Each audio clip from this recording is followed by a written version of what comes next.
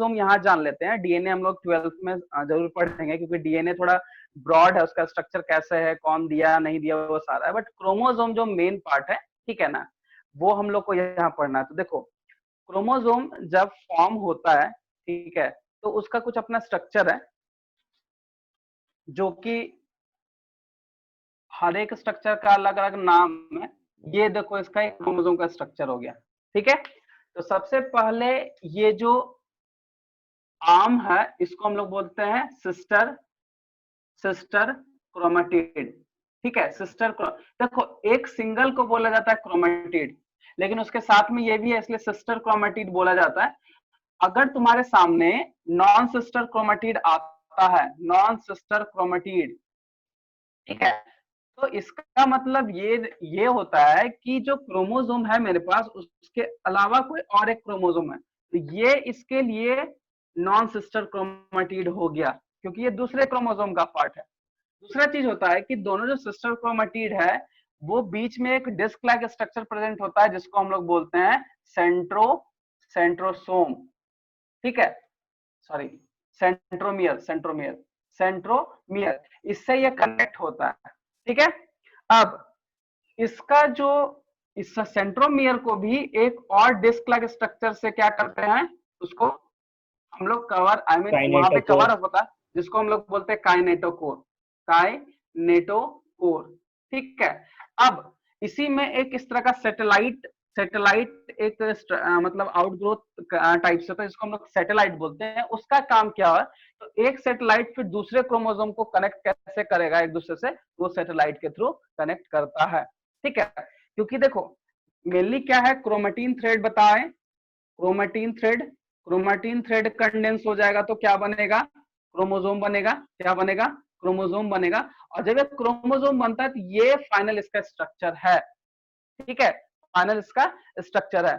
अब जब ये बन जाएगा तो क्रोमोसोम जो है ये तीन स्ट्रक्चर जैसे बताए कि सेंट्रोमियर से अटैच्ड होता है, ये सिस्टर क्रोमेटिड है या क्रोमेटिड्स है, ठीक है, नॉन सिस्टर में डिफरेंस बता। और सेंट्रोमियर भी जो होता है काइनेटोकोर डिस्क से वो कवर अप होता है, ठीक है। अकॉर्डिंग टू एनसीईआरटी हम लोग को पढ़ना है क्रोमोसोम के बारे में, क्या पढ़ना है कि basis on the position of centromere ये 4 टाइप का होता है। एनसीईआरटी बुक सामने है तो निकाल के रखो, वहीं से हम समझा देते हैं, ठीक है, निकालो उसको फटाक से जल्दी से। लास्ट चैप्टर, लास्ट टॉपिक खुला हुआ सर।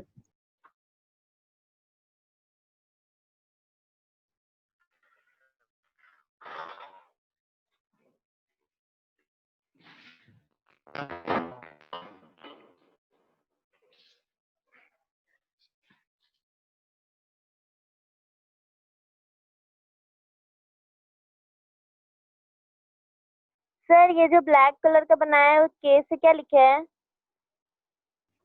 काइनेटोकोर। क्या? काइनेटोकोर। अच्छा अच्छा।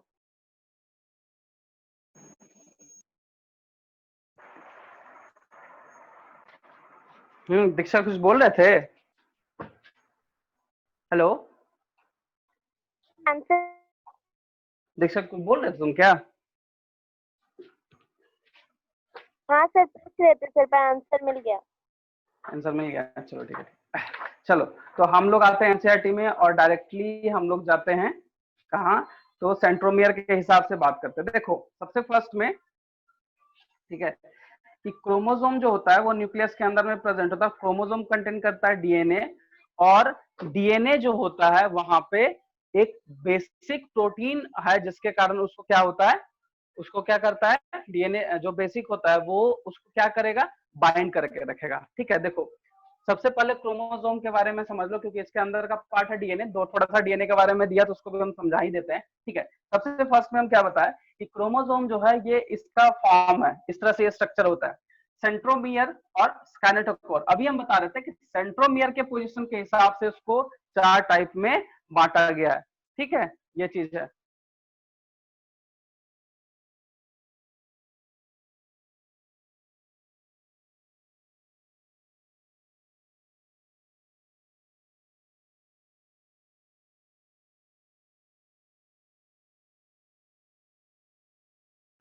हाँ तो बता रहे थे कि सेंट्रोमियर, और सेंट्रोमियर जो है उसके बेसिस के हिसाब से हमारा 4 स्टेज है, ठीक है। 4 स्टेज में देखो क्या है कि एक तो सबसे पहला है कि मेटासेंट्रिक, क्योंकि क्रोमोसोम को उसके पोजीशन के, सेंट्रोमियर के पोजीशन के हिसाब से क्लासिफाई किया गया। सबसे पहला फिगर देखो सबके सामने, पहला जो है उसको हम लोग बोलते हैं मेटासेंट्रिक। उसमें जो क्रोमोसोम होता है, सॉरी सेंट्रोमियर जो होता है वो इक्वल लेंथ में प्रेजेंट होता है, एकदम मिडिल पे, ताकि ये दोनों इक्वल आर्म्स में डिवाइड हो। तो मेटा, मेटासेंट्रिक क्यों लिखा गया है, देखो मेटासेंट्रिक क्यों लिखा गया है, क्योंकि मेटा का मतलब होता है मिड पोजीशन। क्या होता है? मिड पोजीशन, ठीक है। तो ये मिडिल पार्ट पे सेंट्रोमियर है, इसलिए इसको मेटासेंट्रिक बोलते हैं। सब मेटासेंट्रिक में सेंट्रोमियर जो होता है, जो सिस्टर क्रोमेटिड है, थोड़ा सा एक आर्म का लेंथ थोड़ा बड़ा होगा, एक आर्म का छोटा होता है। मेटा, सब मेटा। एक्रोसेंट्रिक में हम लोग देखते हैं, एक्रोसेंट्रिक में क्या होता है, तो एक्रोसेंट्रिक में जो है ये सेंट्रोमियर एकदम एकदम बोल सकते हैं कि सबसे टॉप पोजीशन पे चला जाएगा, एकदम सबसे टॉप पे। वहां पे आर्म देखो एकदम बहुत ही छोटा है, छोटा, एक साइड तो बहुत छोटा है और एक साइड हमारा जो है वो सिस्टर क्रोमेटिड है दिखेगा। और जब टेलोसेंट्रिक बोलते हैं तो वो एकदम ऊपर में, मतलब जब दूसरा क्रोमेटिड्स होगा उसका जो मतलब स्ट्रक्चर वो बहुत ही छोटा हो जाता है, ठीक है। तुम्हारे सामने है देखो ये वाला पार्ट, ठीक है। ये वाला पार्ट के बारे में बता रहे थे, सेंट्रोमियर है इसमें, ठीक है। सेंट्रोमियर के पोजीशन के हिसाब से क्रोमोसोम को क्लासिफाई किया गया है, ठीक है, जो कि टर्मिनल सेंट्रोमियर वगैरह प्रेजेंट होता है। अब देखो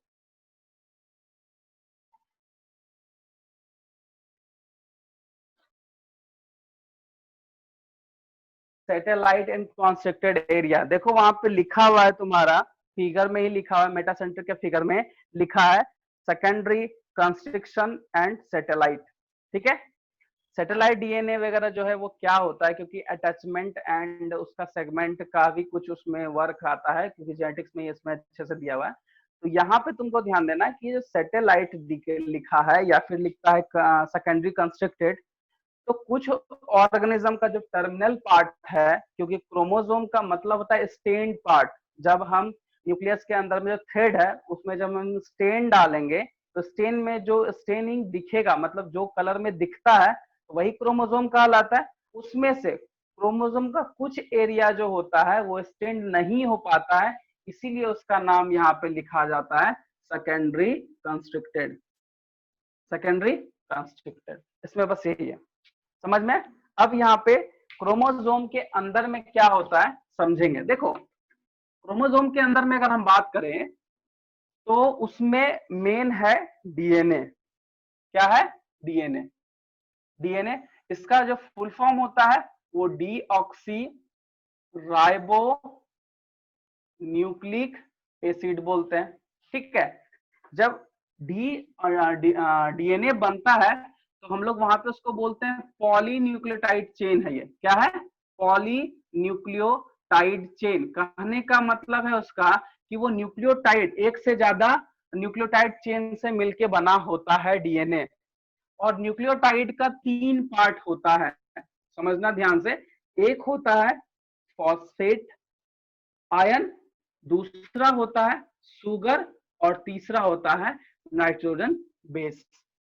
जब नाइट्रोजन बेस की बात करेंगे तो यहाँ पे 4 है।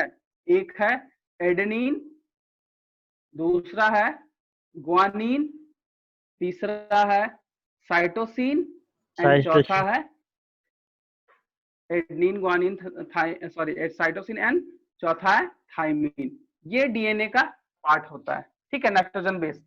शुगर में पेंटोज शुगर होगा, पेंटोज शुगर बोलते हैं। Pentose sugar I mean 5 carbon containing होगा ये, और ये होगा राइबोज। क्या होगा? Ribose sugar. और फॉस्फेट जो है वो या तो PO3 माइनस के फॉर्म में होगा या तो PO4 के माइनस में, फॉस्फोरस ऑक्साइड्स बोलते हैं इसको, ठीक है। अब देखो जब फॉस्फेट है, शुगर है, नाइट्रोजन बेस है, ये तीनों मिला के एक न्यूक्लियोटाइड चेन बनता है। देखो कैसे, ये शुगर है, ये फॉस्फेट है, फिर यहां से सॉरी 1 2 इस तरह से कनेक्ट होगा, यहां से फिर फास्फोरस होगा, यहां से फिर फास्फोरस, फिर यहां से जो है वो कनेक्ट होगा शुगर, शुगर हो गया। अब देखो शुगर के साथ डायरेक्टली कनेक्ट होता है नाइट्रोजन बेस, ये होता है नाइट्रोजन बेस, ये इस तरह से कनेक्ट होगा और इधर भी शुगर और इधर भी फास्फोरस। इसका हम बस ये रफ डायग्राम इसलिए बता रहे हैं क्योंकि इसमें स्ट्रक्चर नहीं पढ़ना, ठीक है। तो डीएनए जो बनता है ये, अब सबसे बड़ा बात है कि डीएनए तो हम बना लिए, डीएनए का हम स्ट्रक्चर देख लिए, बन गया, जो भी वगैरह से बनना था बन गया। सबसे बड़ा बात क्या है कि डीएनए को बिना पैकिंग किए एक्सप्रेस करना थोड़ा मुश्किल होता है, थोड़ा क्या नहीं वो कर पाएगा, क्योंकि वो पूरा स्प्लिट वे में रहता है। थ्रेडिंग में जब स्टेन मारते हैं, न्यूक्लियस के अंदर जब स्टेन देते हैं, वो स्टेन होता है, ठीक है, लेकिन वो थ्रेडिंग में मतलब बोल सकते हैं कि वो पूरा स्प्रेड होता है। अब जब स्प्रेड होगा डीएनए, तो क्या वो एक्सप्रेस कर पाएगा, क्या वो अपना फंक्शन कर पाएगा? नहीं कर पाएगा। अब यहाँ पे डीएनए को पैकिंग का जरूरत पड़ता है, जो कि हम सेल में पढ़े थे कि यूकैरियोटिक में डीएनए पैक्ड होता है, तो वहां पे लिखा था हिस्टोन प्रोटीन। यूकैरियोटिक में भी डीएनए पैक्ड होता है, लेकिन वहां पे हिस्टोन प्रोटीन नहीं, किसी और चीज से वो पैक्ड होता है, लेकिन पैकिंग तो दोनों में होगा, ठीक है। कैसे, समझो।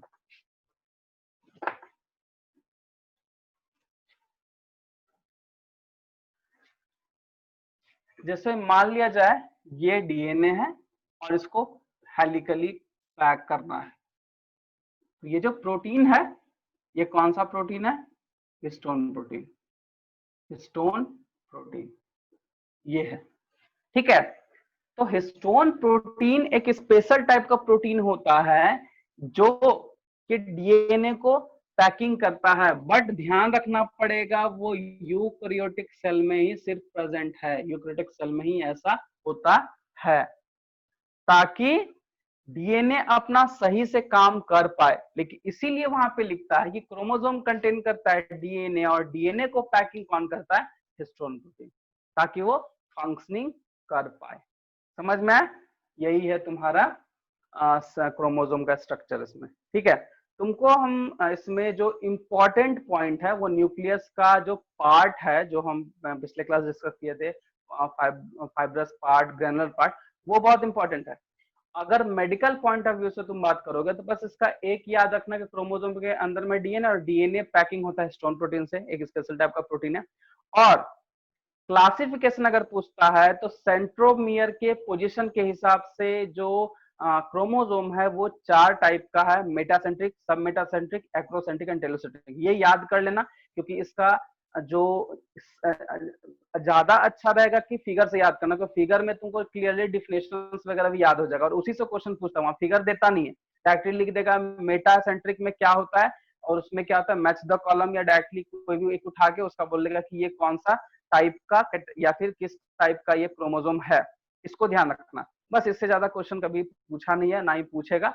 हाँ, जहां तक बात है एकेडमिक सेशन में, तो न्यूक्लियस का जो फंक्शंस वगैरह है वो पूछता है। तो न्यूक्लियस का फंक्शन तो सब समझ रहे हैं कि डीएनए है तो जेनेटिक मटेरियल प्रेजेंट होगा, और जेनेटिक मटेरियल प्रेजेंट होगा तो हेरिडिटी कैरेक्टर को भी शो करेगा, मतलब वो कैरी भी करेगा, प्रिजर्व भी करेगा और एक्सप्रेस भी करेगा। मतलब कैरी मतलब ट्रांसफर करना है, ठीक है। वो कुछ भी हो जाए, कोई भी यूनिसेलर ऑर्गेनिज्म हो या मल्टीसेलर ऑर्गेनिज्म हो, और उसमें न्यूक्लियस है, और न्यूक्लियस होता ही होता है, बिना जेनेटिक मटेरियल का कोई भी ऑर्गेनिज्म सर्वाइव, या फिर कोई भी ऑर्गेनिज्म नहीं होता है, चाहे प्रोकैरियोटिक हो या यूकैरियोटिक हो, चाहे मल्टी हो या यूनि हो, उसमें ये चीज प्रेजेंट होता है, इसको ध्यान देना पड़ेगा, ठीक है। सो न्यूक्लियस जो है बस इतना ही था, इसको हम लोग खत्म किए। इसमें कुछ पूछना है तो पूछ सकते हो, ठीक है, कुछ इसमें पूछना है तो पूछ सकते हो। फिर हम लोग आगे नेक्स्ट जो है, आज हम लोग सेल साइकिल स्टार्ट करेंगे, पहले इसको लिख लेते हैं, कंप्लीट कर लेंगे। कुछ पूछना है तो पूछ सकते हो, किसी कुछ नहीं पूछना है, ठीक है।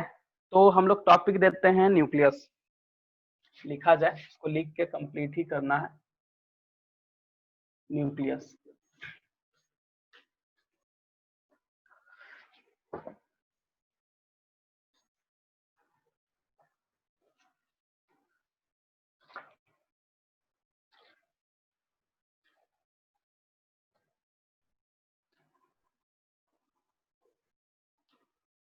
न्यूक्लियस में तो न्यूक्लियस के बारे में तो कुछ लिखा ही नहीं थे,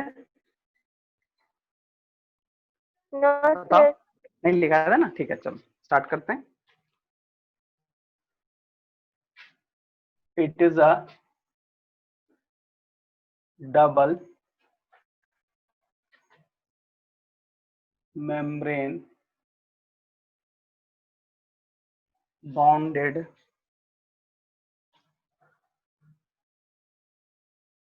cell organelle which contain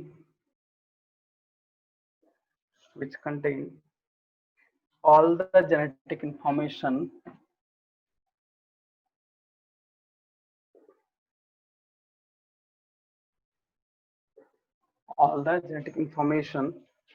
for controlling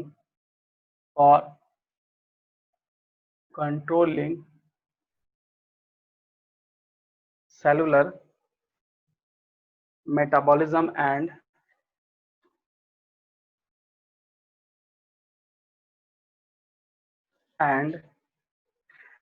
transmission to the and transmission काफी है इसमें, metabolism and transmission।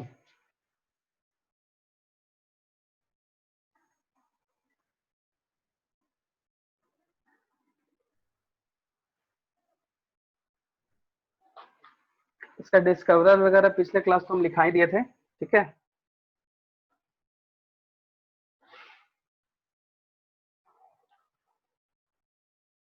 चलो इसमें एक बायोकेमिकल एनालिसिस, देखो ये लिखाने का पर्पस है कि कौन कौन सा क्या क्या इसमें प्रेजेंट है वो लिखा रहा है, ठीक है। सबसे फर्स्ट में डीएनए 19 to 12%, दूसरा है आरएनए जो कि 5%, तीसरा है लिपिड जो कि 3% होता है, चौथा है प्रोटीन, बेसिक प्रोटीन वो 15% है, पांचवा एसिड प्रोटीन देखो कितना टाइप का प्रोटीन है, बिना प्रोटीन का कोई भी सेल सर्वाइव ही नहीं कर पाएगा। एसिड प्रोटीन, साथ में neutral and enzymatic protein, enzymatic protein उसको बोलेंगे 65%, ये होता है 65%, ठीक है।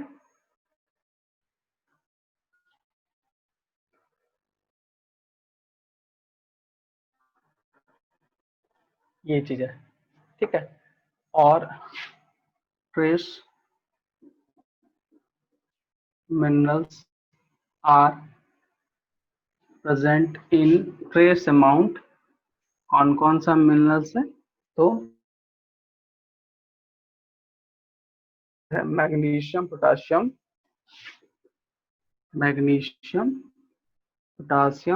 एंड पोटासियम के बाद है सोडियम Na, ये होता है इतना, ठीक है। ये है,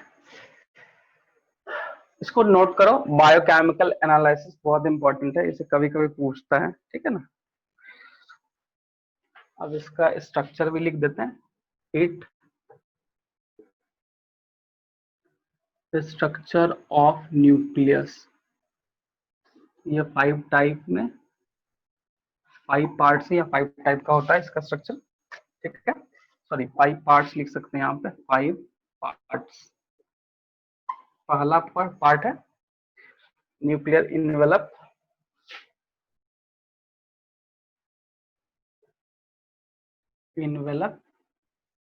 दूसरा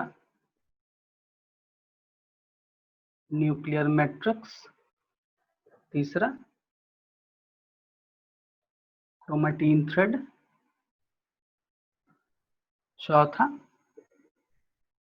न्यूक्लियोप्लाज्म, ठीक है। ये थोड़ा न्यूक्लियोप्लास्ट एंड पांचवा इज अ न्यूक्लियोलस। ये चीज, चलो इसको नोट करो, हम डाल लेते हैं।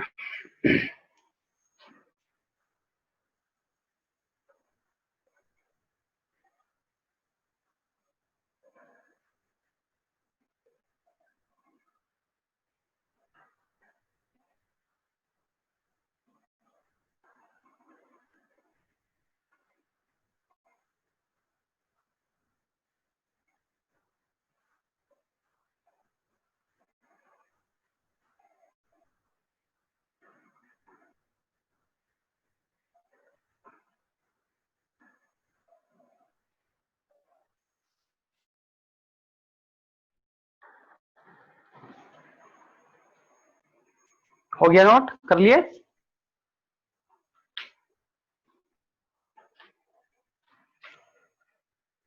नहीं नहीं किए हो? करो चल चल। हाँ सर टेस्ट का एक कंफ्यूजन हेलो, बोलो। था सर। हाँ सर बोलो टेस्ट का बोलो एक कंफ्यूजन था बोलो। सर, था कि मतलब टैक्सोनॉमिकल सीक्वेंस बताना था। हाँ तो तो उसमें दो दो ऑप्शन था, मतलब सिमिलर ऑप्शन था, जैसे कि हम लोग बोलते हैं ना सर, फाइलम और डिवीजन। हाँ हाँ हाँ तो फाइलम और डिवीजन दोनों अलग अलग में था, तो हम डिवीजन वाला लगाया तो उसमें सर गलत बता दिया, और फाइलम वाला हाँ, उसमें सही है, तो फिर टैक्सोनॉमिकल सीक्वेंस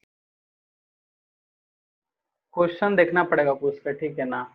अच्छा रुको, हम बोले ना मंगवा लेते हैं क्वेश्चन, हम एक बार देख लेते क्या हैं हुआ क्या सर? क्या प्रॉब्लम है। क्या हुआ? सर हम तो कोई बता तो दिए सर, सर हम तो क्वेश्चन बता तो दिए सर, टैक्सोनॉमिकल सीक्वेंस बताना था। देखो एक्चुअली क्या है कि उसमें क्या पूछ रहा है, क्योंकि कभी कभी क्या होता है ना कि जैसे सीक्वेंस, जैसे मान लो कोई किंगडम है, कोई फाइलम है, कोई किंगडम है, कोई डिवीजन है। अब फाइलम के बाद अगर क्लास लिखा है, ऑर्डर लिखा है, तो वो सीक्वेंस सही है, ना कि किंगडम के बाद डिवीजन लिख के लिख दिया फैमिली फिर स्पीसीज, वो सही नहीं होता है। तो सीरीज में भी होता है, तो पूरा देखना पड़ेगा ना। जैसे एनसीईआरटी में तुम देख लेना जो किंगडम के क्वेश्चन। बाद हाँ, फाइलम होगा। नहीं ऐसा नहीं है, हम ये नहीं बोलना कि किंगडम। अच्छा उसमें अब क्वेश्चन में एनिमल लिखा था, प्लांट लिखा था, ये भी तो देखना होगा। सर क्या कुछ लिखा नहीं था? लिखा एनिमल सर, कुछ लिखा कुछ हुआ नहीं नहीं था? लिखा, नहीं सर। अच्छा ठीक है ठीक है, तो कुछ में कुछ लिखा नहीं था, तो वही देखना पड़ेगा क्वेश्चन। देखो एक्चुअली जैसे बताए ना कि सपोज दैट मान लो किंगडम है, ठीक है, किंगडम है, तो किंगडम के बाद मान लो फाइलम है, ठीक है, फाइलम के बाद मान लो लिख दिया क्लास और लिख दिया ऑर्डर, और एक लिखा है किंगडम, डिवीजन, फैमिली, स्पीसीज, तो सही ये होगा। ये भी सीरीज ही है, ऐसा नहीं कि डिवीजन के बाद फाइलम नहीं आता, आता है, लेकिन ये एग्जैक्ट सीरीज सही होता है। तो वो देखना पड़ेगा ना, एक ये कंक्लूजन हो सकता है, दूसरा क्वेश्चन में कुछ वैसा क्लू दिया होगा ताकि एनिमल, और अगर नहीं दिया है तो दोनों में से कोई एक मारोगे तो सही होगा, या मल्टीपल हो सकता है, बट मल्टीपल तो देता नहीं, वन वन ऑप्शन ही सही देता है मैक्सिमम, ठीक है। कभी कभी क्या होता है कि इस केस में मान लिया जाए, कभी कभी क्वेश्चन पहले ऐसा होता था कि क्वेश्चन अगर गलत है तो उसको अटेम्प्ट को ही मत करो, वो ऑलरेडी 4 मार्क्स जुट जाएगा। मेडिकल तक में ऐसा होता था, मतलब कंपटीशन में। बट वही क्वेश्चन देखना पड़ेगा। अब बोल रहे हो कुछ कुछ आंसर गलत भी दे रहा है, तो फिर उसके लिए, है ना, तो क्वेश्चन देख के फिर बता देंगे। इसको नोट कर लिए? हो गया सबका नोट? यस। ठीक है। अब हम लोग इसका स्ट्रक्चर पे आएंगे, तो स्ट्रक्चर नीचे लिखे, हम एक एक करके फिर इसको डिस्क्राइब करते हैं, 2-3 लाइन में करेंगे जो इम्पोर्टेंट है।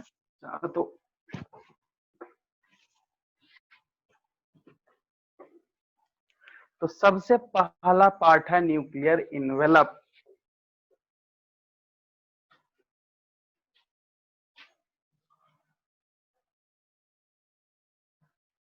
न्यूक्लियर इन्वेलप, स्पेलिंग छोटा तो नहीं हो रहा है ना? It bound the nucleus on the outside, on the outside,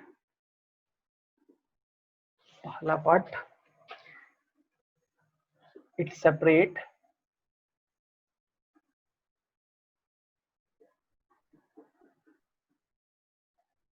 the nucleus from the cytoplasm, बस इसका एक ही काम है, cytoplasm. नेक्स्ट है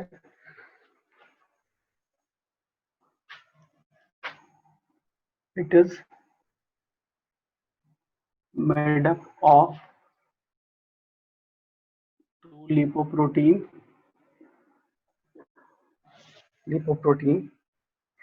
and trilaminar membrane and trilaminar membrane.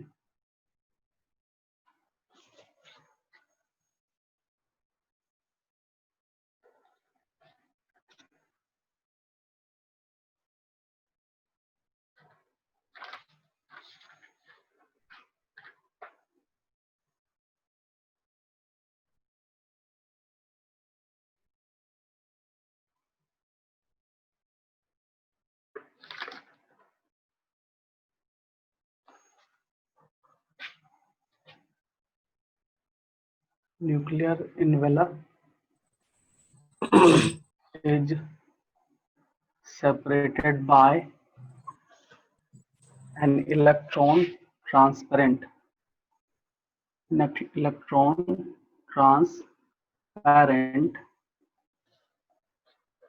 perinuclear space.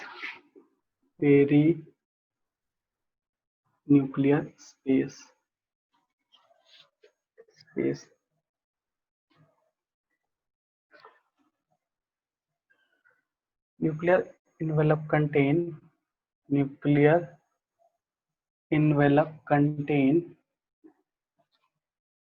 a large number of pore,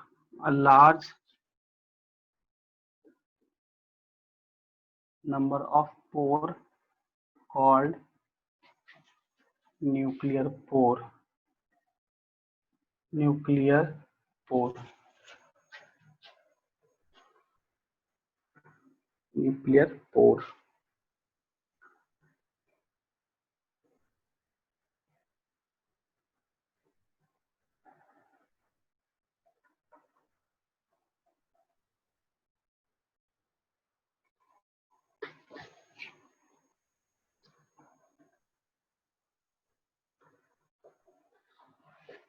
lipoprotein के बाद क्या लिखे हैं?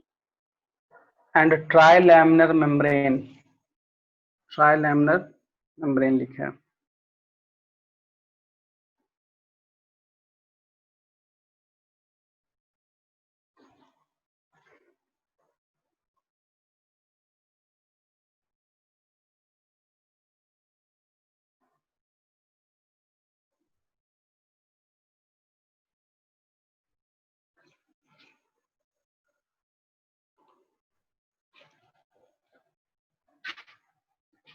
The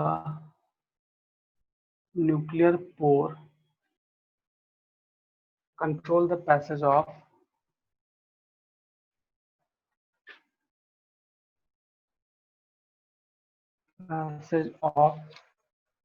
substance to inside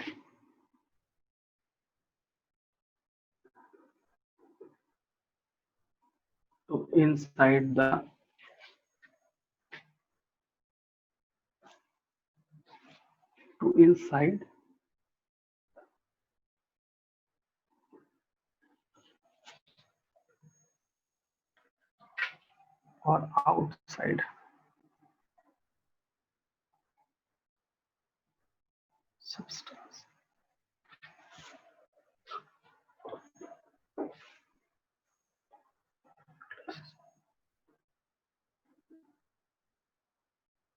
देखो ये मेम्ब्रेन, ये आउटर मेम्ब्रेन और ये इनर मेम्ब्रेन, और ये जो बीच में स्पेस होता है इसी को बोलते हैं पेरिन्यूक्लियर स्पेस. ठीक है.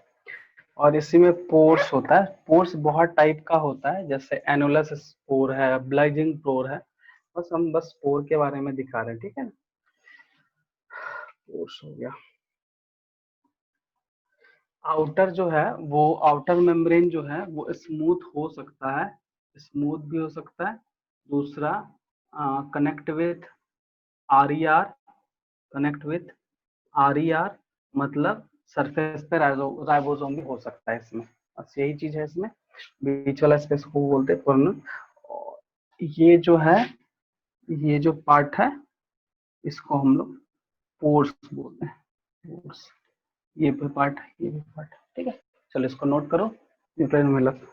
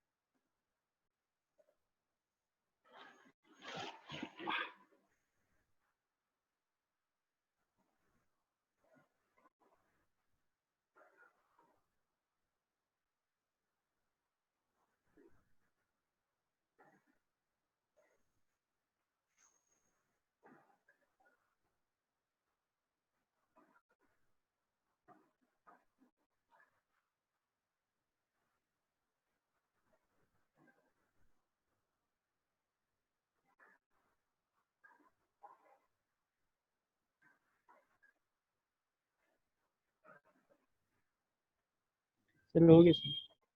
हो गया? Yes sir. सबका हो गया? Yes sir.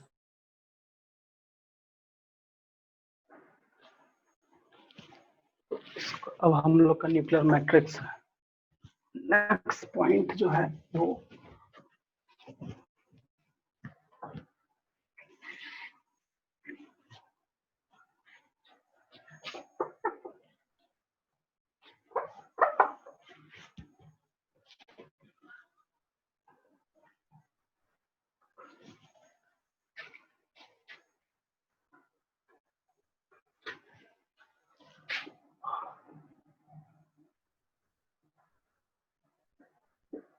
न्यूक्लियर मैट्रिक्स होता है, ठीक है। It is a network of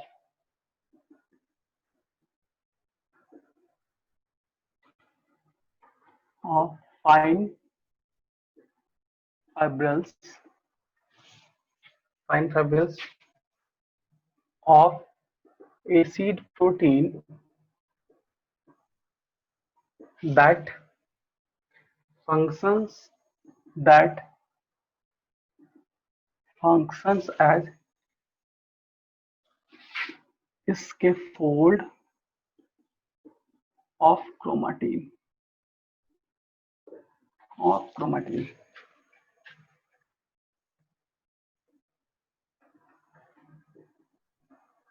On the peripheral region, matrix form a dense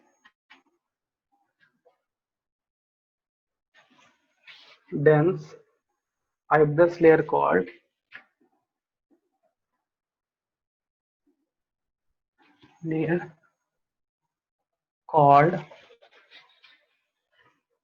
nuclear lamina, nuclear lamina.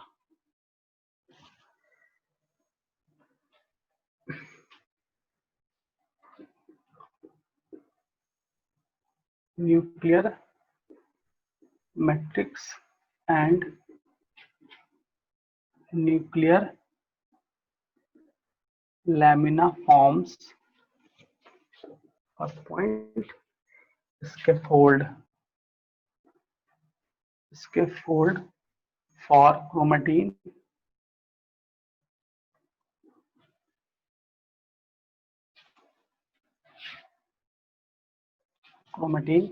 दूसरा attachment site to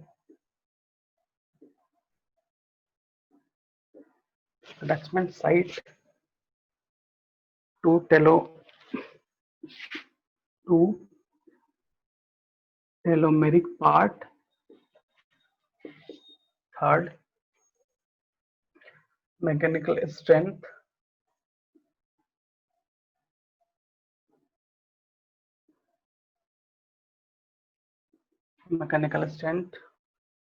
to nuclear envelope.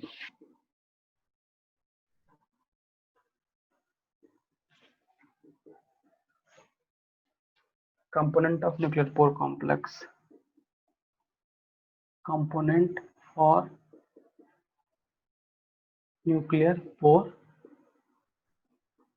complex। चलो इसको नोट करो, इसमें ज्यादा मैंने जो मेन पार्ट है वो लिखवा दिए।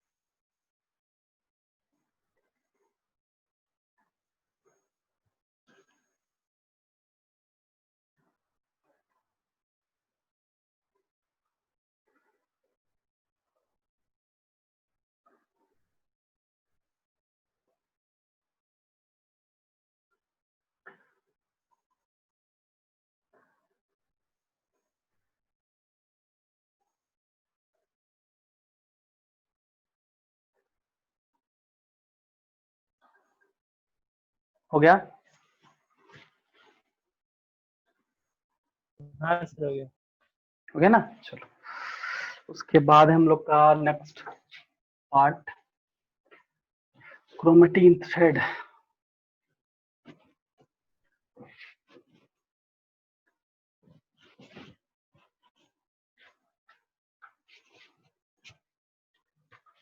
उसके बाद हम लोग लिख लेते हैं न्यूक्लियोप्लाज्म। ठीक है, it is a transparent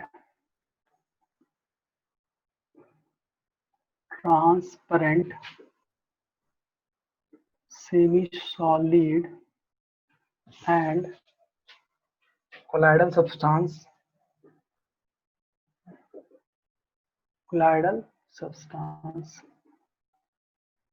which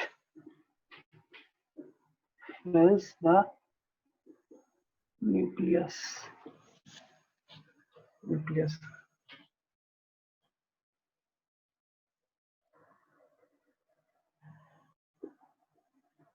It contains nucleosides and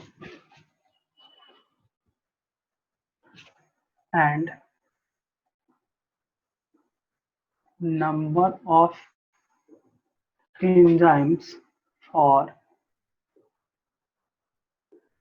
synthesis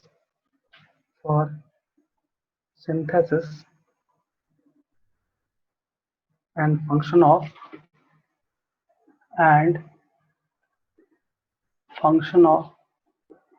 DNA, RNA, etc.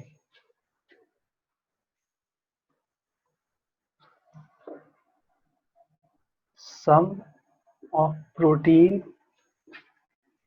are present for synthesis of spindle formation.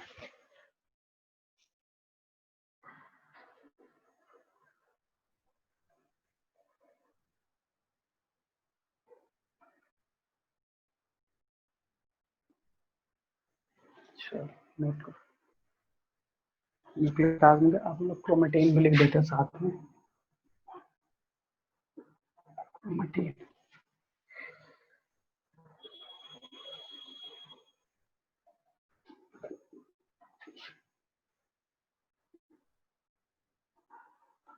heredity complex fibrillar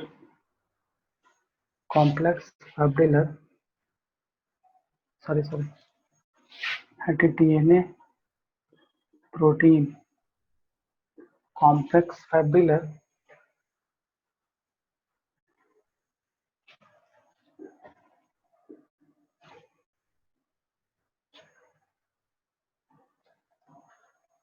it is occurs in the form of fine overlapping and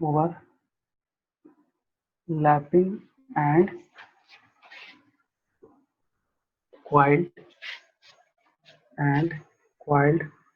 fibers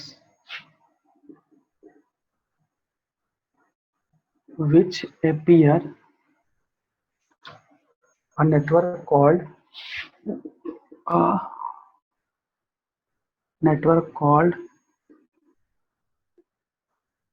chromatin reticulum.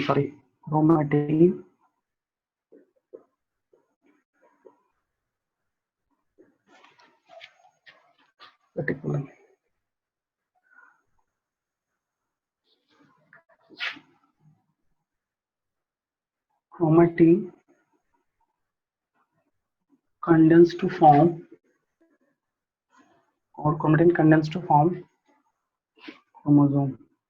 chromosome that contain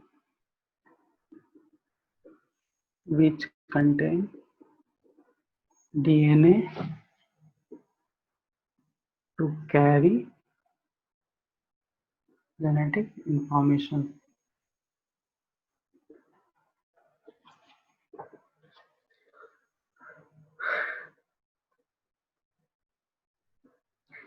Chromatin fiber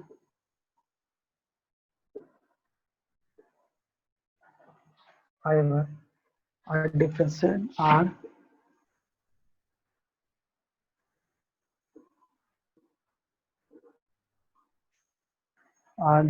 into two regions.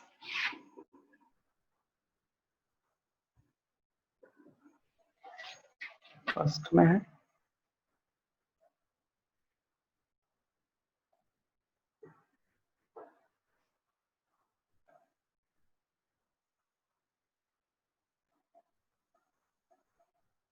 Euchromatin and heterochromatin, ठीक है। तो इसका हम लिख देते हैं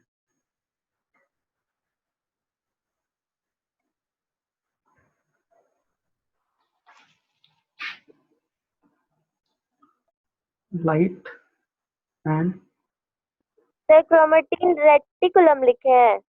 हाँ lightly stained and diffused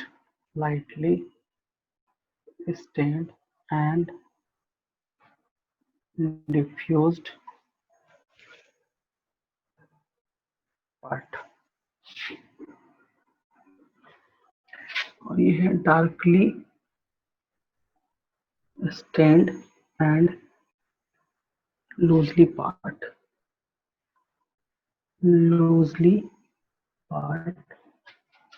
fiber बस ये हो गया क्रोमेटिन, ठीक है।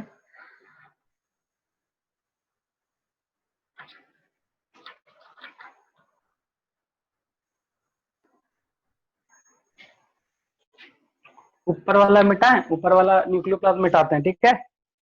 यस हाँ, इसमें और कुछ पार्ट है जिसको लिख देते हैं जो इंफॉर्मेशन है, ठीक है।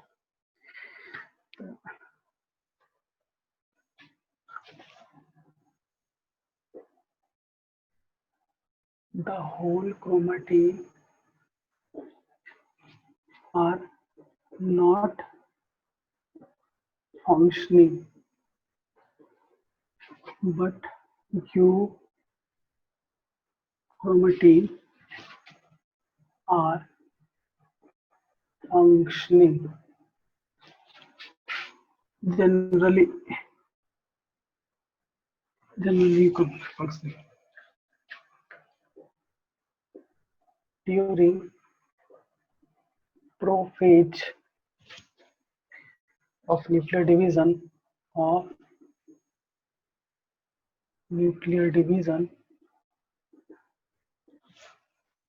the chromatin are condense the chromatin fiber condense to form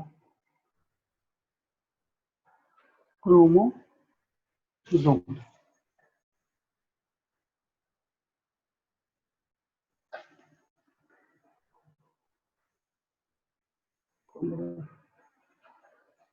Condense to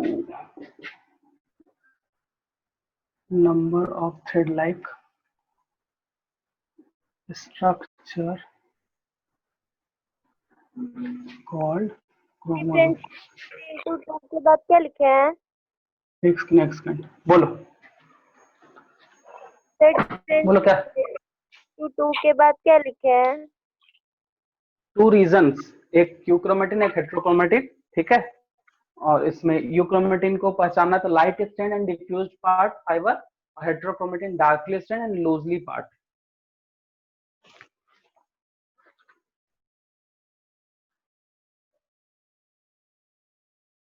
sorry loosely नहीं होगा, यहाँ पे कंडेंस्ड होगा, कंडेंस्ड, यहाँ पे कंडेंस्ड होगा, कंडेंस्ड फाइबर।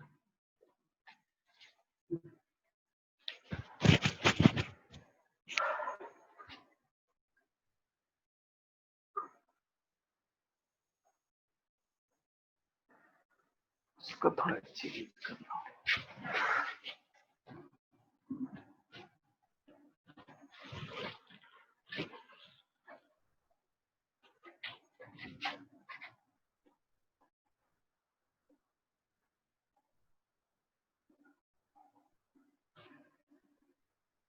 तो हेट्रोक्रोमेटिन में डार्कली स्टेन्ड लिखे हैं।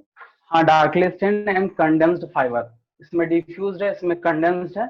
और ऊपर में ये एक्चुअली इंफॉर्मेशन ध्यान रखना कि जो भी क्रोमेटिन, जो भी थ्रेड है, तो हेट्रो और यू में रीजन में डिवाइड है, but generally you chromatin he functioning होता है, मतलब उसमें डीएनए वगैरह होगा। और ये चीज क्रोमोसोम कब बनता है बताया गया है, क्योंकि हम लोग इसके बाद सेल डिवीजन स्टार्ट करेंगे। वही है during prophase of nuclear division, मतलब माइटोसिस का प्रोफेज में जो है नंबर ऑफ क्रोमोसोम जो है वो दिखता है, ठीक है। ये चीज है सर। तब हेट्रोक्रोमेटिन का काम क्या है सर? तब बस वैसे एसोसिएट रहता है और क्या, सपोर्ट करता है वो, सारा काम ये क्रोमेटिन करेगा तो हेट्रोक्रोमेटिन कुछ ना कुछ तो करेगा। तो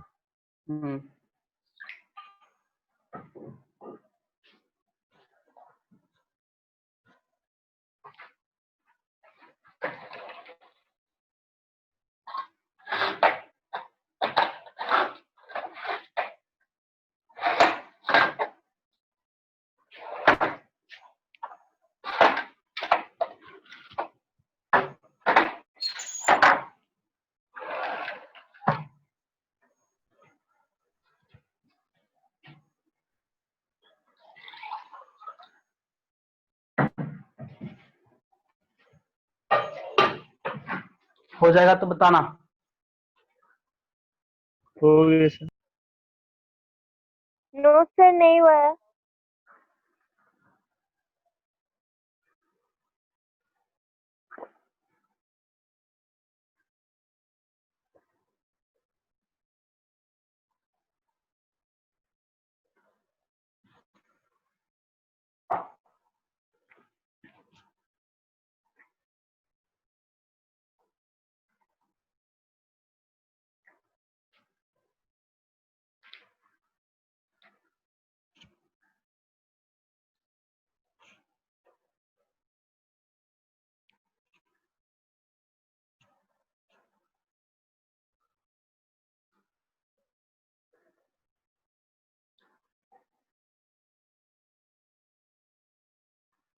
सर हो गया।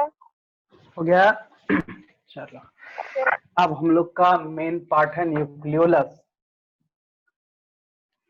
न्यूक्लियोलस,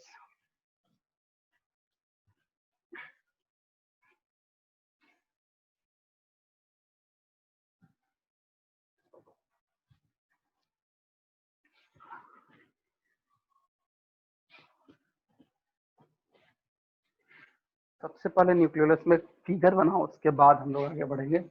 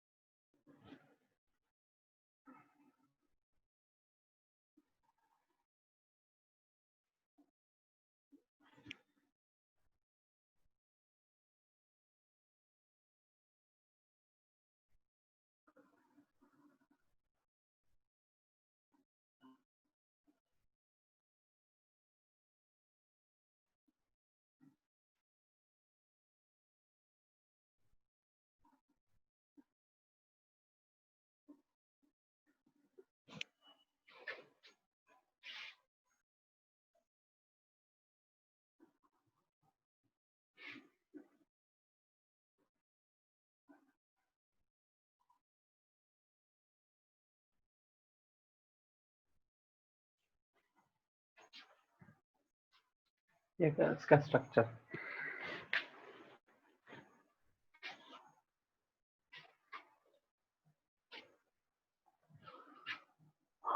न्यूक्लियोलस तो डिस्कवर्ड बाय फोंटाना इन 1781, ये डिस्कवर्ड किया था।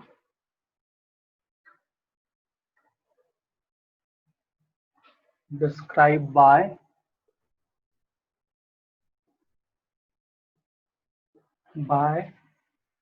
Wagner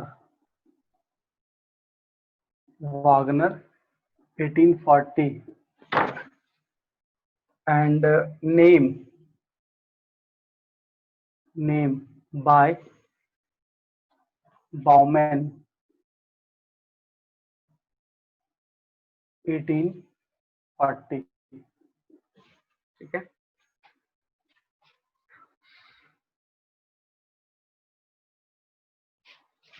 first point, it is a non membrane bounded cell organelles, calcium is essential to seems sorry calcium क्या फोंटाना के नीचे क्या लिखा है? वागनर WAGNER वागनर, ये डिस्क्राइब किया था और नाम दिया था Bowman. maintaining its configuration, second point, it has first में matrix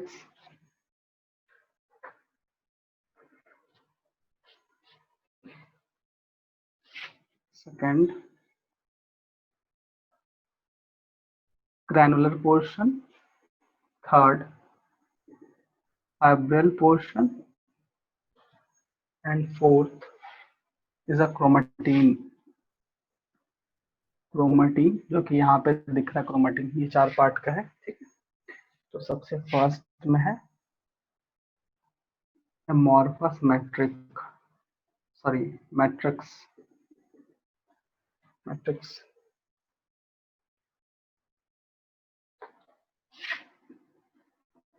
डायरेक्टली लिखते हैं homogeneous mixture which contain protein.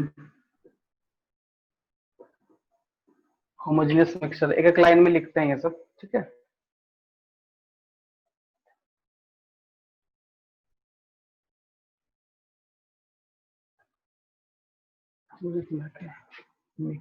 Matrix which form protein, which is formed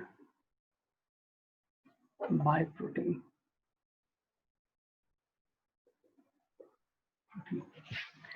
दूसरा है ग्रैनुलर, ग्रैनुलर तो ग्रैनुलर में क्या होगा,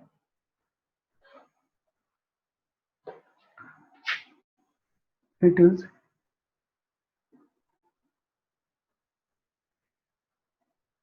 granular form and is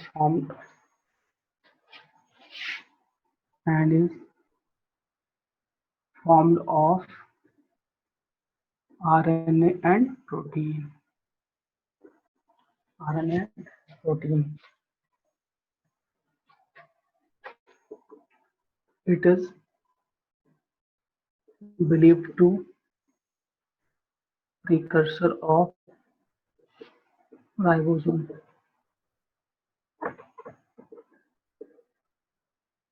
ribosome मतलब न्यूक्लियोलस को प्रिकर्सर ऑफ राइबोसोम ये पहले बताता, बट ग्रैनुलर पार्ट ही होता है, ठीक है ना।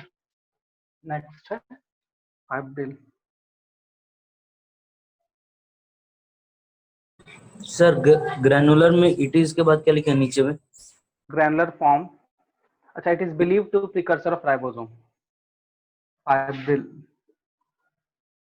फाइब्रिल में क्या होगा, sorry fibrillar, sorry fibrillar portion. तो फाइब्रिलर पोर्शन जो है वो large number of small fibril, large number of small fibril, पहला चीज। दूसरा, it is made up of protein and RNA. It is made up of protein and RNA, दोनों का एक ही काम है, बस राइबोसोम ये बनाता है और आरएनए मैक्सिमम ये बनाता है, आरएनए प्रोटीन बोलते हैं इसको, ठीक है ना। चलो ये हो गया, बस एक लास्ट है क्रोमेटिन।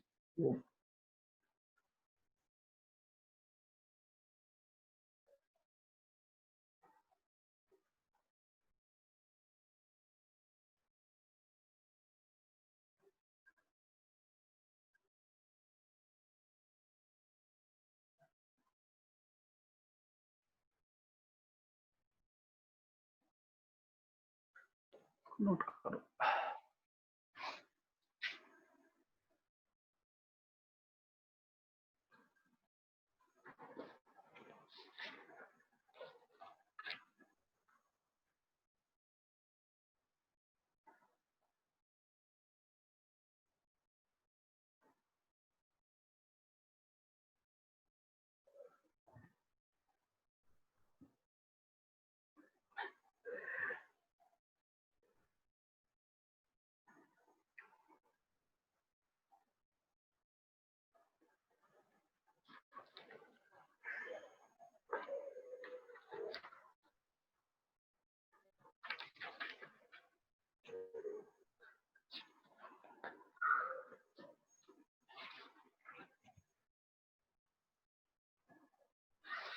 हो गया sir?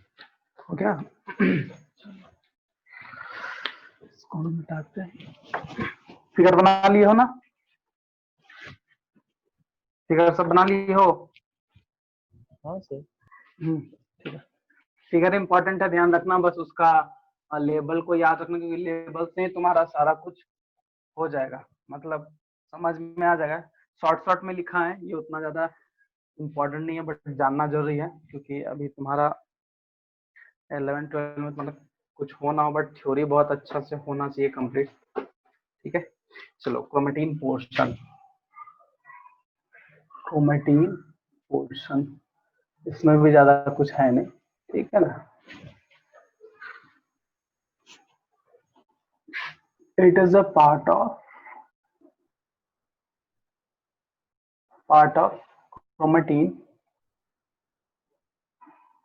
which is associated with nucleus, sorry, nucleolus.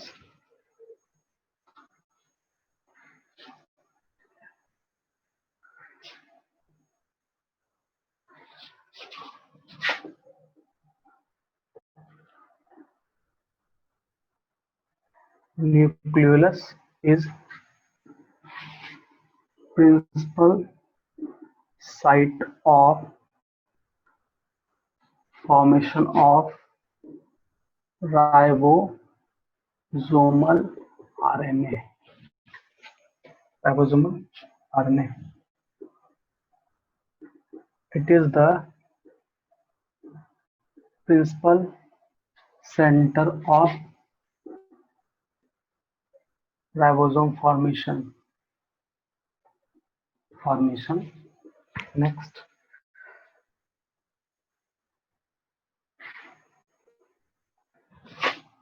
it is essential for formation of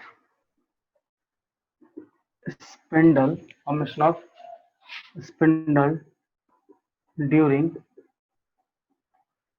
nuclear division. बस ये इसका फंक्शन है, फंक्शन, ठीक है। फंक्शन ऑफ न्यूक्लियोलस के बारे में 3 पॉइंट लिखा हुआ है, इसको ध्यान रखना, फंक्शन लिख देता है, कंफ्यूज मत होना, फंक्शन, ठीक है। ये न्यूक्लियोलस है। अब हम लोग लिखेंगे function of nucleus, function of nucleus, ठीक है। पहला है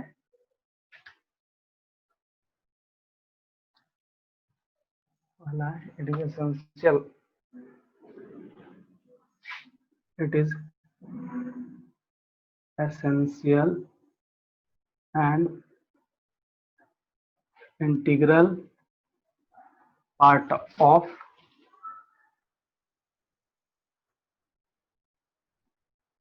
cell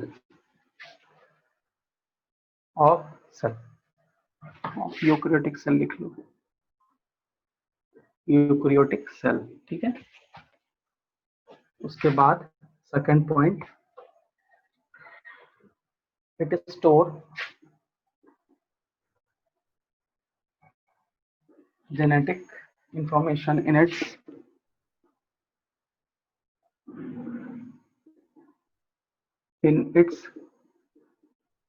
DNA molecule, which can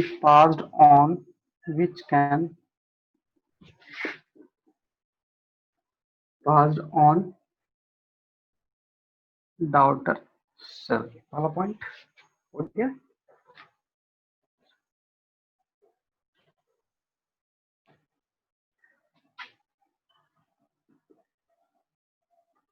It contains hereditary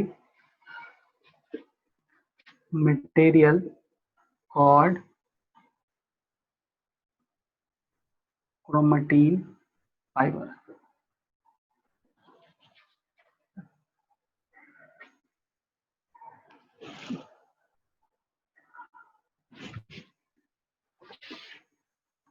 It controls all cellular activity through the formation of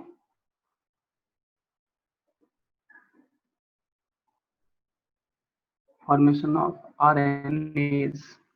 3 type का आरएनए होता है, आरआरएनए, टीआरएनए एंड एमआरएनए। ठीक है। 5वां फंक्शन राइबोसोम फॉर्मेशन।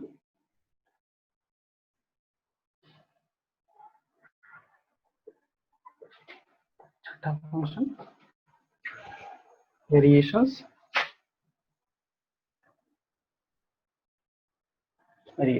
ठीक है।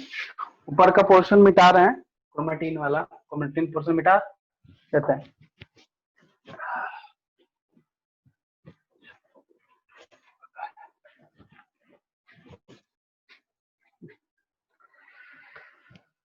अब नेक्स्ट है cell growth and maintenance. Next function है सेल ग्रोथ एंड मेंटेनेंस। ठीक है, ये है हमारा 7वां function.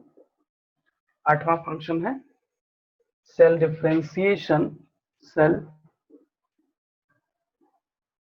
Differentiation and next function है सेल रेप्लिकेशन। सेल रेप्लिकेशन, ये इतना सारा फंक्शन है इसका। इसके बाद क्या लिखे हैं? बोलो।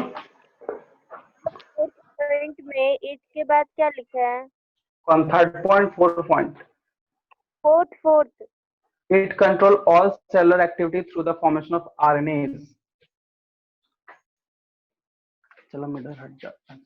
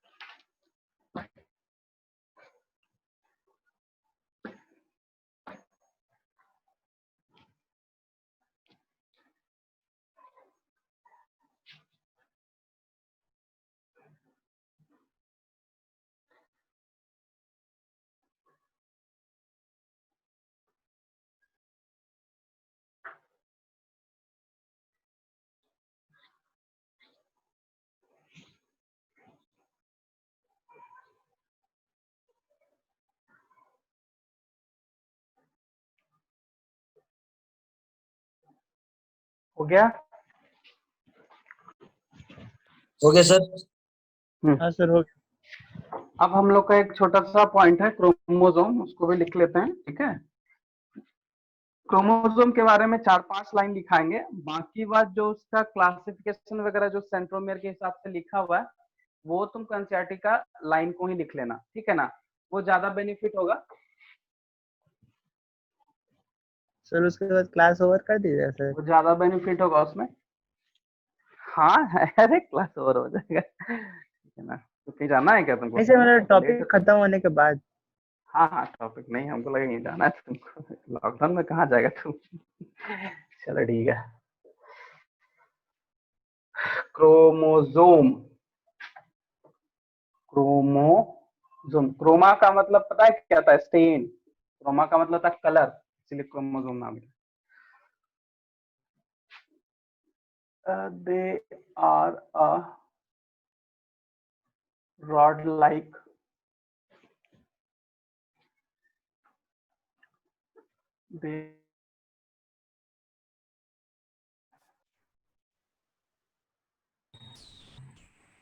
structure, thread like deeply stained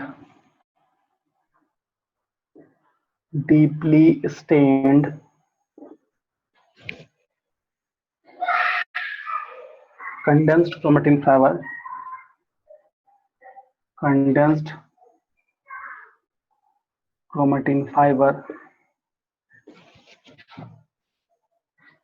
which are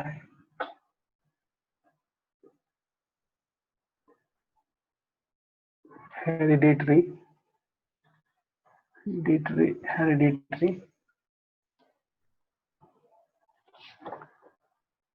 hereditary vehicle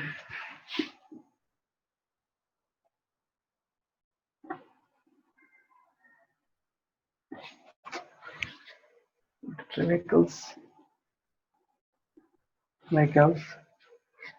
as they store and transmit as they store and transmit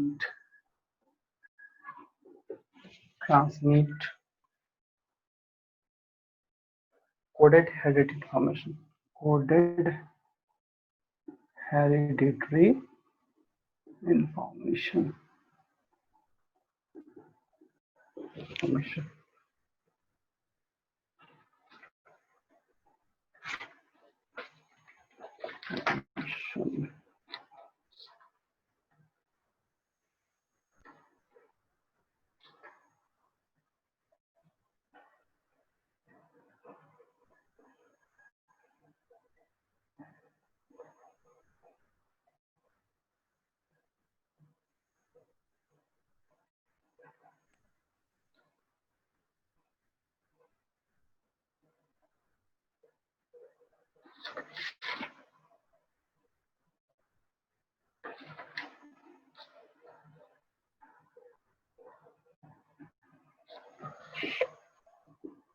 The shape is more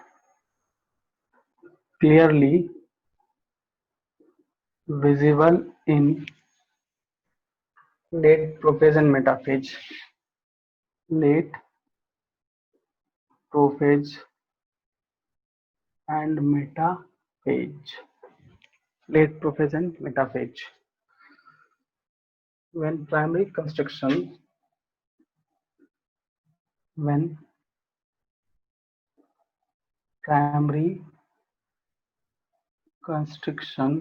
or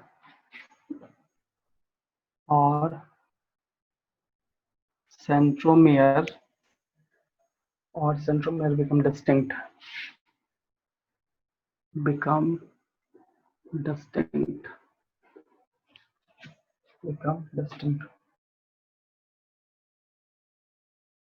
being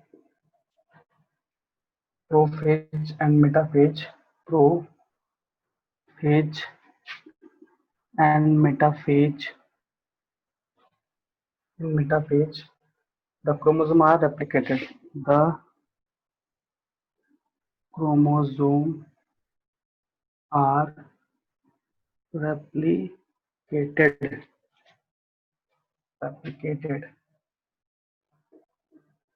There are two chromosome halves.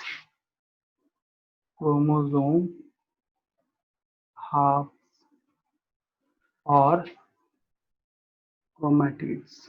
Sir construction के बाद क्या लिखें sir? Construction और centromere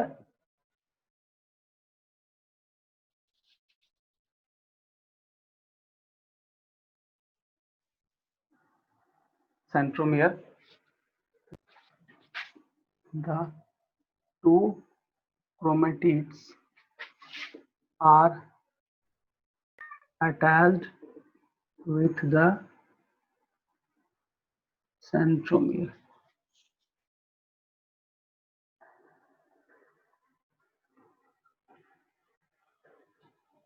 Attached with narrow area by centromere.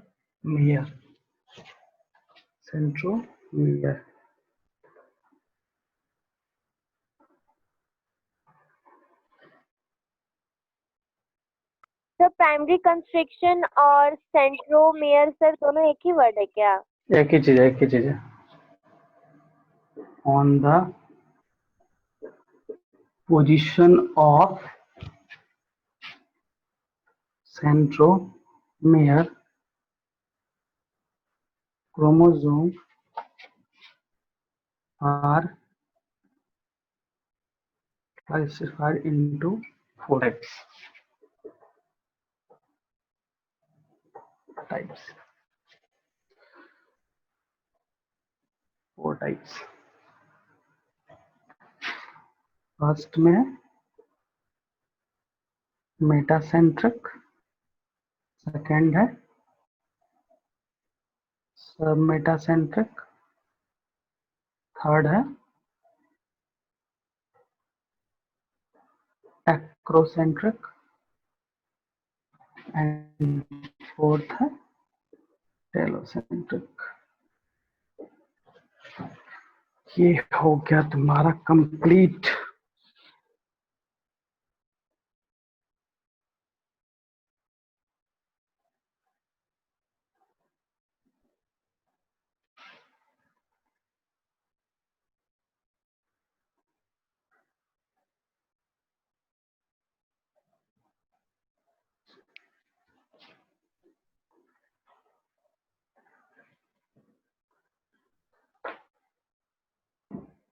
ठीक है,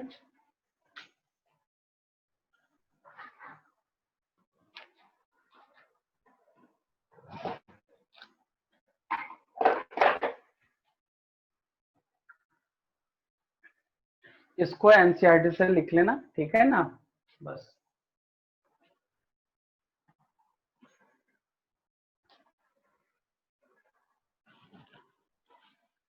sir centromere के बाद sir क्या लिखे हैं? कहाँ ये हाँ ये sir. centromere chromosome are classified into four types on the position of centromere। यहाँ कॉमा चला जाएगा, कॉमा हम भूल गए, comma chromosome are classified into four types। ये डायरेक्टली लिख सकते हो chromosome are four types, और ये तुम्हारे सामने इसका सारा जो डिफिनेशन है एनसीईआरटी का लाइन को ही लिख लेना, वो ज्यादा सही रहेगा नोट्स में, क्योंकि बार बार पढ़ोगे तो वो याद आ जाएगा, क्योंकि उसी के लाइन से वो लिखता है। बाकी बात समझा ही दिए, मेटा, सबमेटा, एक्रो एंड टेलोसेंट्रिक का मतलब, ठीक है। बस तुम्हारा ये टॉपिक क्लियर हो गया। और नेक्स्ट क्लास जो है हम लोग बायोमोलिक्यूल्स या सेल साइकिल, तो सेल साइकिल ही स्टार्ट करते हैं, क्योंकि इसके सेल हम लोग समझ गए। एक चीज और ध्यान देना कि क्रोमोसोम जो होता है ना, वो मेनली क्या है, ये डिवीजन के लिए, इक्वल डिस्ट्रीब्यूशन के लिए क्रोमोसोम का फॉर्मेशन होता है जो सेल साइकिल में जाएगा, ठीक है। तो हम लोग नेक्स्ट क्लास सेल साइकिल ही स्टार्ट करेंगे, वो ज्यादा अच्छा रहेगा। सेल साइकिल खत्म कर लेंगे, क्योंकि देखो उसमें प्रोफेज मेटाफेज सब आया। थोड़ा सा यहाँ पे तुम लोग को दिक्कत हो रहा है कि ये है क्या, वो सेल साइकिल में हम लोग को बहुत अच्छे से समझ में आए, क्योंकि वो सारा फेज में ही पढ़ना है। और फिर सेल साइकिल के बाद फिर हम लोग बायोमोलिक्यूल्स पढ़ेंगे, ठीक है ना। बायोमोलिक्यूल्स में वैसा कुछ है नहीं, और बायोमोलिक्यूल्स अभी अगर अभी पढ़ लोगे, ठीक है, तो फिर तुम्हारा ये 12th में भी जो केमिस्ट्री बायोमोलिक्यूल्स है वो भी क्लियर हो जाएगा। खैर वो पढ़ाएंगे। बायोमोलिक्यूल्स में दो तीन पॉइंट इंपॉर्टेंट, सॉरी दो तीन टॉपिक बहुत इंपॉर्टेंट है। सो इस आज रहने दो यहाँ तक, ठीक है। किसी को कुछ इसमें दिक्कत है, बस फेज को छोड़ दो। फेज जो है बस याद रखना, प्रोफेज में क्या होता है, मेटाफेज में क्या हो रहा है, वो चीज ध्यान रखना। सेल साइकिल में हम लोग वो सारा फेज ही पढ़ना है, तो उसमें बहुत अच्छे समझ में आ जाएगा, ठीक है। कोई दिक्कत बोलो, सर ठीक है। हाँ बोलो, बोलो बोलो। जेनरम जो है सर, वो कौन से साइंटिस्ट डिस्कवर किए थे सर? नहीं सुनाई दिया क्या? सर जेनरा प्लांटरम कौन से साइंटिस्ट डिस्कवर किए थे? जेनरा प्लांटरम डिस्कवर नहीं की है, वो बुक का नाम है। हाँ है, सर वो वही बुक कौन लिखे हैं? कौन लिखे हैं जेनरा प्लांटरम, थोड़ा देखना पड़ेगा हमको याद नहीं आ रहा है। एक सेकंड रुको, बता ही देते हैं हम। लीनियस है शायद सर। हाँ, क्योंकि लीनियस जो है वो जेनरा प्लांटरम और एक नेचुरल सिस्टमा करके लिखा था। तो नेचुरल सिस्टमा में सिर्फ प्लांट के, सॉरी एनिमल के बारे में था, और जेनरा प्लांटरम जो सिर्फ प्लांट के बारे में था। तो एग्जैक्टली हमको साइंटिस्ट याद नहीं है, बट हम बता देते हैं। इतना सारा बुक लिखे थे वो ना। जेनरा प्लांटरम कहाँ चला गया? हाँ, सर आंसर में बेंथम एंड हुकर दिया था। लीनियस लीनियस होगा ना सर? लीनियस एक्चुअली नहीं, देखो लीनियस जो है स्पीसीज प्लांटरम लिखे थे, जेनरा प्लांटरम नहीं लिखे थे, सॉरी। जेनरा प्लांटरम के लिए देखना पड़ेगा। देखो लीनियस दो बुक लिखे थे, एक लिखे थे स्पीसीज प्लांटरम जिसमें प्लांट के बारे में था, एक था सिस्टेमा नेचुरा जो कि एनिमल के बारे में था। और जेनरा प्लेंट्रम जो है वो देखना पड़ेगा थोड़ा, बेंथन एंड हुकर लिखा हुआ है। हाँ sir, Genera Plantarum, Bentham and Hooker. Sir लेकिन ये तो नहीं होना चाहिए ना, वो तो कार्लस लिनियस होगा ना सर। ऐसा नहीं है, रुको भाई, तुम देख रहे हैं स्टोरिया, एक सेकेंड। हाँ नहीं, जॉन रे, आंसर क्या है, बेंथम एंड हुकर है। हाँ सर। पता नहीं, लेकिन यहाँ तो जनरलिस्ट प्लेंट्रम जो है वो तो अलग देखना पड़ेगा। जॉन रे का भी इसमें कुछ कुछ नाम आ रहा है, जॉन रे भी एक है साइंटिस्ट, देखना पड़ेगा उसको थोड़ा सा। के बारे में टेस्ट में किसको 200 प्लस आया? हमको। क्या हुआ पुष्कर? नहीं सर, टॉप में ना मतलब हाईएस्ट मार्क्स उतना ही आया था, 206 आया था किसी को। हाँ अच्छा मेरा है। चलो ठीक है, अच्छी बात है, पढ़े हो तो। कुछ कुछ चीज है जो कि मतलब वो बुक वगैरह का नाम जो है उतना तो एनसीईआरटी में बस एक नाम है, सिस्टम नेचुरा, सिस्टेमा सिस्टेमा नेचुरा जो है लीनियस जो दिए थे वो। और वहाँ स्पीसीज प्लेंटर देखना पड़ेगा, जनरल प्लेंटर का वहाँ पे जॉन रे नाम दिखा रहा है बुक में, हम देख लेते हैं क्या है बेंथन एंड हुकर के क्या है, ठीक है। वो सब भी कुछ कुछ पॉइंट है, देखो ये सब पॉइंट है ना, इसके लिए तुम लोग आराम से नोट्स का जो लास्ट पेज होता है ना, जैसे एक जब भी जैसे मान लो ये सेल चैप्टर खत्म हो गया तो 2-3 पेज छोड़ दो, जब क्वेश्चन वगैरह आएगा तो उसको वहां पे नोट कर सकते हो, ठीक है। इसी तरह से क्लियर होता है, क्योंकि एनसीईआरटी में बहुत कुछ नहीं रहता, तो वो सब ऐसा अभी पूछता नहीं है, कभी नहीं पूछा है, ठीक है। जो बुक्स में रहेगा, देखो बुक्स में जैसे पब्लिकेशंस का दिया है वो सब सब एनसीईआरटी में जो रहेगा वो ही पूछता है, वो सब नहीं पूछता है। जैसे किंगडम क्लासिफिकेशन में हम पढ़ाए थे ना, 2 किंगडम 3 किंगडम, 2 किंगडम पूछेगा, 3 4 5, 3 4 नहीं पूछता है, फिर 5 पूछता है। उसी तरह जो एनसीईआरटी में वो है वही, तब मतलब 90% केस है कि 90-95% चांस है कि एनसीईआरटी से बाहर नहीं पूछेगा। 5% के लिए थोड़ा एक्स्ट्रा पढ़ना है तो वो कोई बात नहीं है, पढ़ सकते हैं। तो वो सब चीज ऐड कर लिया करो नोट्स में, ताकि फिर कभी बाद में अगर उसको रिवीजन करोगे तो वो दिख जाएगा तुमको, है ना, वो चीज होता है, ठीक है। सो हम लोग नेक्स्ट क्लास जो है हो सकता है कि तुम्हारा जो है वो हम डिस्कस कर दें, कोई प्रॉब्लम होगा तो पूछ लेना, हम तब तक मंगवा के देख लेते हैं, ठीक है। क्वेश्चन वगैरह जो प्रॉब्लम है